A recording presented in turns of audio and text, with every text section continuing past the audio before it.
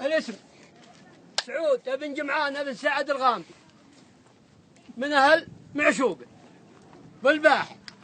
شايف ولا لا؟ خدمت العسكرية 30 سنة، تقعدت تدرس بالعريف. عندي عائلة مكونة من 25 نفر، ما لي ذي شكل والله. أنا هذا الأرض مخبورة من عهد الأولين، ما لي خصم لا بعيد ولا قريب. جت البلدية بنت العيال علىها بيت يا لجودي، تراني يا لزمت أبو متعب.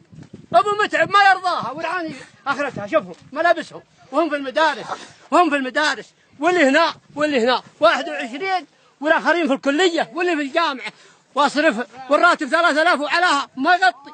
ترى والعمر 55 سنة ولا عندي غير هي، ولا علم داعي فيها.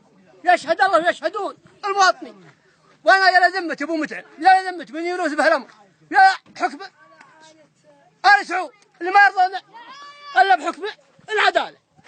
الغرفة هذه وش هي؟ هذه غرفة، هذاك هناك دورة مياه، وهذه غرفة وهذه غرفة مكون مطبخ. شفت ولا لا؟ عنه هنا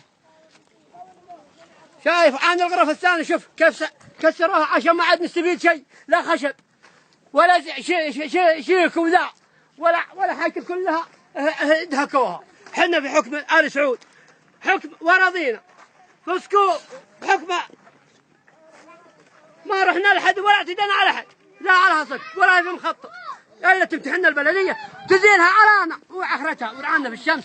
ترانا يا لزمتكم يا الاجواء. ودها ابو متعب اللي يمسح دموع الايتام ولا رامد والمساكين.